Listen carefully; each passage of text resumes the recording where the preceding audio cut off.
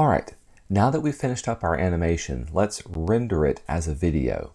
These videos can be played online and shared on social media, or they can be shown on any computer that's got a basic video player. In order to make a video, we'll go up to File. Rather than saving, we're going to render the animation. With this selected, there's a couple of things to pay attention to. First off, notice that you have a start and stop frame that you want to input into this. My original document here was about 100 frames long, but if you look at my timeline, I really only stopped animating around the 52nd frame. If I was to go any longer, then it would just kind of be unnecessary. The second thing you can notice is there's two different ways you can render your video. If you choose export as an image sequence, it's literally going to save 52 individual pictures.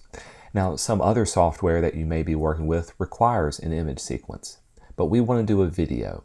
So make sure export as video is selected. We're going to keep all of the same document settings. The size and the frame rate are going to be exactly the same. Render as is going to be very important. These are some common video formats. Matroska, MPEG-4, and GIF are all different types that are commonly being able to play on any other computer, and they're recognized by different social media platforms and can be shared online. I like to use MPEG-4. With the MPEG-4 selected, the next most important thing is the video's location. This is where on your computer are you going to save it to.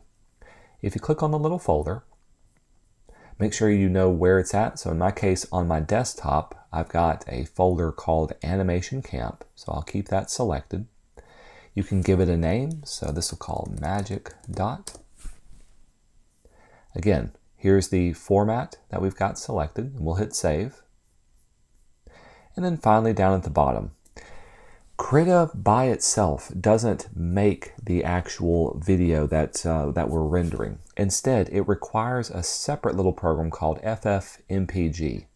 Now, if you've got this already downloaded or Krita downloaded, it comes with FFmpeg.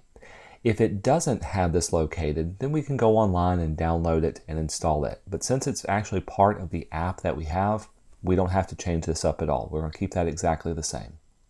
When we say OK, this may take a couple of seconds or even a couple of minutes depending on the complexity of your design, but you can see how it renders out all of the frames. Now I should be able to go to my folder, and inside my folder I've got a magic.mp4. If I was to press play, it should play like a regular video. Very good. A final thing to note is that when it renders, sometimes it may have a little log. And this little text file, all it does is tell you if there was any problems or issues that came up while rendering.